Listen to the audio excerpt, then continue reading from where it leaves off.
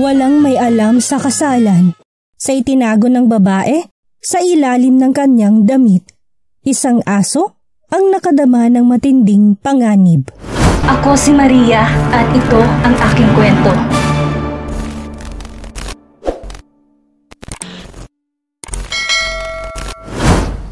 Ang aso ay maituturing nating hayop na tapat na kaibigan at tagapagtanggol ng isang tao. Kung kaya naman, sa oras na nagpakita sila ng mga hindi pangkaraniwang senyales na kakaiba sa normal nilang ginagawa, ay nararapat na bigyang pansin mo ito kaagad at huwag nang ipagsawalang bahala. Sapagkat ang iyong kaibigang aso ay may nais na iparating sa iyo. Marahil ay sinusubukan kanyang bigyan ng babala tungkol sa isang bagay na maaaring magdulot ng panganib sa iyong buhay. Ang buong populasyon ng isang nayon sa labas ng Maiduguri, isang lungsod sa hilagang silangan ng Nigeria, ay nagtipon-tipon para sa gaganaping isang lokal na kasalan.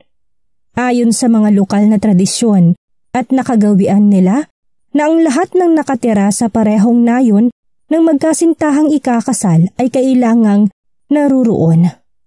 Ito ay isang bukas na pagdiriwang para sa lahat at bawat taong dumarating upang bumati sa mga ikakasal ay sinasalubong ng nakabukas ang mga bisig at ng buong galak.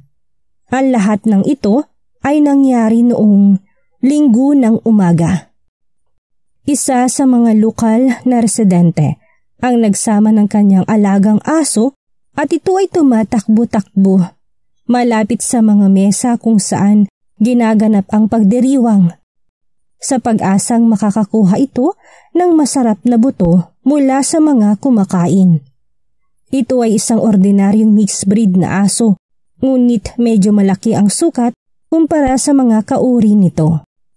Makikita ang aso ay tahimik at palakaibigan at walang sinuman sa pagdiriwang na iyon ang natakot sa kanya.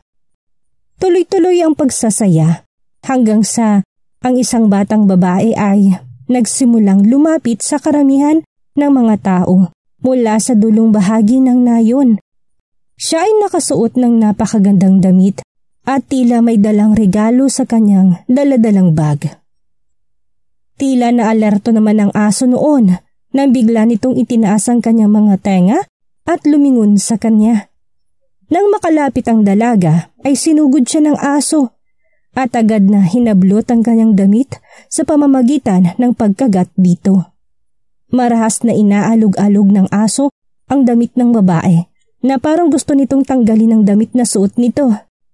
Nang huminto ang dalaga sa paglalakad ay huminto din ang aso. Sa tuwing susubukan ng dalaga na maglakad patungo sa mga bisita ay galit na galit ang aso at humaharang sa kanyang dadaanan. Nagtaka ang mga residente dahil kani-kanina lang ay tahimik lang itong nakahiga sa isang tabi. Ngunit nang bigla nitong atakihin ang damit ng babaeng bisita ay sinusubukan nilang unawain kung ano nga ba talaga ang nangyayari. Malinaw na pinapaalis ng aso ang babae palayo sa mga tao sa pamamagitan ng paghila sa kanyang damit. Habang ang babae ay patuloy pa rin na sinusubukang kumawala sa aso at lumalapit sa grupo ng mga tao. Nang mapansin ito ng amo ay agad na lumapit ang may-ari ng aso at sumugod sa kanila na umaasang mapapatahimik niya ang kanyang alaga. Natakot siya nang makita niya ang kanyang aso na umaatake sa hindi kilalang bisita. Nang makita naman ng aso napapalapit ang kanyang amo sa kanyang kinaroonan, ay naging mas agresibo ito at mas pinagbutihan pa ang paghila sa babae papalayo sa kanila. Buong lakas naman na pinipigilan ng babae ang ginagawa sa kanya ng aso at pilit ding nakikipaghilahan sa kanyang damit mula sa pagkakagat ng aso dito. Ngunit bago pa man makalapit ang may-ari sa aso, ay isang nakakabinging pagsabog ang nagpagulat sa lahat. Winasak ng pagsabog ang pinakamalapit na gusali at tinapon ng may-ari ng ilang metro ang layo. Nang makabalik sa wisyo ang mga residente, ay lumapit sila sa pinangyarihan at nakita nila ang labi ng aso at ng dalaga. Walang sinuman sa kasalan ang naghinala at nakapag-isip sa kung anuman ang maaaring itinatago ng babae sa ilalim ng kanyang magandang damit. At higit sa lahat ay ang aso lamang ang nakaramdam sa paparating na panganib. Mula pa man noon, ang may-ari ng aso at ang lahat ng iba pang tao sa kasalan ay palaging tinatrato siya ng mabuti. At alam ng aso na kailangan niyang protektahan ang mga ito. Sinabi ni Bubu Ahmed ng Babelo Village na lubos ang pasasalamat ng lahat ng mga bisita na isinakripisyo ng aso ang kanyang sarili para iligtas ang buhay nila.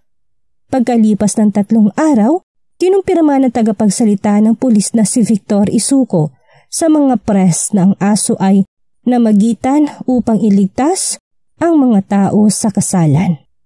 Kung hindi dahil sa kabayanihan ng aso na nagpakita ng walang katapusang katapatan at kahandaang magsakripisyo ng sarili, ay marahil iba ang kanilang kinahantungan.